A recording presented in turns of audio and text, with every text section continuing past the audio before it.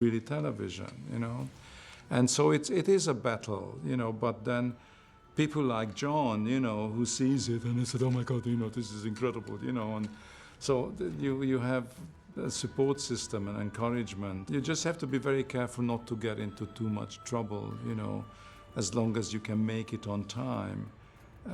That's the most important thing for director in television. And then within that, but it also has to fit in. I mean, you can't just wildly go and do anything. You have to see what the concept of the TV show is and what the characters are. But within that, there's a tremendous area to maneuver still and to bring some originality into it. You're doing the same thing time after time after time, and you have to make it different. So it calls for really great talent to be able to keep it fresh.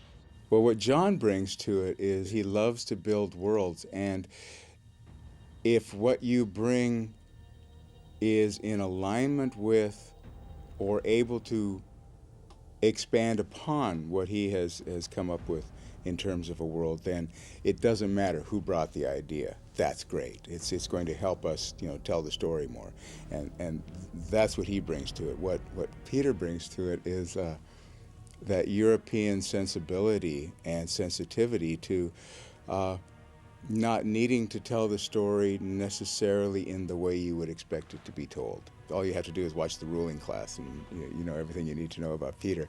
And he's such a charming man. I've worked with him many times over the years, and I've known him for a long time. And he's just, oh, darling, I don't know how we are going to do this. And then we find a way to do it. John had very definite ideas about what he wanted.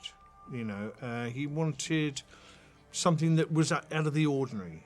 Basically, the first couple of episodes, he was very, very, very, very key on getting exactly what he wanted. It was an ensemble cast with Mark at the head, I mean, Mark, I think, was born for that role. I mean, what a look. What a great look. But all the other characters, individually, it was a great ensemble cast. And when you get acting as strong as that consistently every week, you can't help but be inspired to write, great stuff. I thought the casting people did an extraordinary job, but it all began with Mark. I couldn't believe my luck.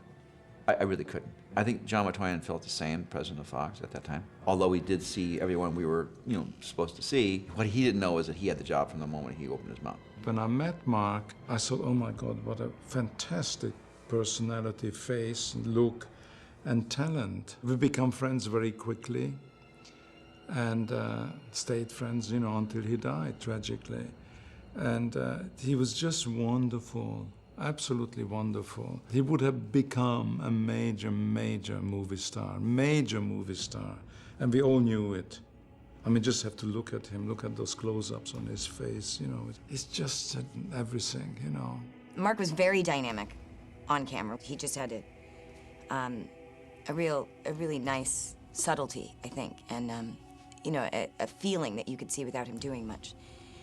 But as a human being, Mark was really, really kind of sweet and tender. Not, like we would talk about things and he goes, was that okay?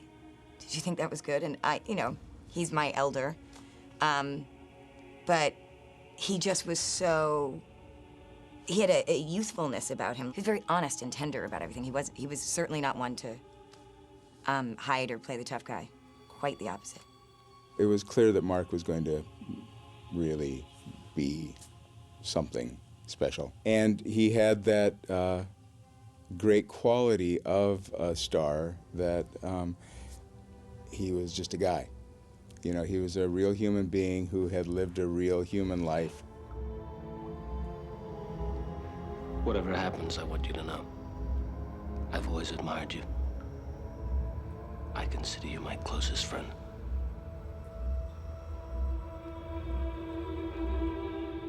When we got together, it was not about anything other than making the story as strong as we could make it. And part of that, as is the case with any good actor, is about giving yourself to the relationship. And so immediately with us, there was just a feeling of you know, I'll go as far as you want to go. I'll be vulnerable to you. I'll trust that you're, you know, you are who you say you are, and that we can trust each other. Julian character and the Daedalus character, they didn't fight each other. They loved each other. He was subtle enough and strong enough and open enough to go any place that was going to go. For me, working with Mark, also having chemistry, it's always a plus when you can actually like your co-star.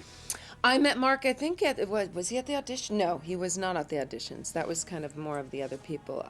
John had a party, and we all pretty much sat around this table and got to know one another, talked about the past, and so that I think that was a week before we actually started shooting. And I really like that about John too, is that it was almost like a theater group. When you do get onto a television show, there's a real family vibe to it. When you do a television series, it's a great opportunity to do a large amount of great work. It's a great ebb and flow. It's a great give and take that I really cherish, you know, and I really love to create those relationships and those bonds of trust, you know, make the discoveries along with the director and the writers as we go. We had time to discover the characters on the set, and again, Peter and John both on that pilot, you know, they set it up so beautifully so that the rest of it kind of just evolved very naturally. Rehearsing and talking and finding the character and their relationship is terribly important, you know, to try to discuss as much of it up front. I do take my time before I set up a shot of rehearsing that scene, the whole scene, so you know, everybody knows from A to B what happens in the scene, instead of just starting on a close-up and then taking off. So it becomes really just instinctive, the whole thing, and fresh and easy. I much rather go for broke and do one incredible shot which takes it all in, you know, and light for 45 minutes and then go at it like crazy. It's very important to move the camera, but to move the camera that it's unobtrusive, and but that it takes it, that it's organic, that it is to do with the scene. I remember one night, you know, I kept on shooting, and we went into overtime. John couldn't take it anymore. And I said, John, just go home, okay? And it was in that rose garden, and I needed the roses, and there wasn't enough roses, and I sent out for more roses, and John said, I can't take this anymore. I said, just go home, will you? I think he went, you know. But I mean, that was like the worst it got between him and me, you know. He was so enthusiastic, and he was so obsessed to make this different and to get it right. So it was a wonderful kind of collaboration. I love kind of being there at the beginning where you can help to mold the characters and then just disappear and then go on to something else.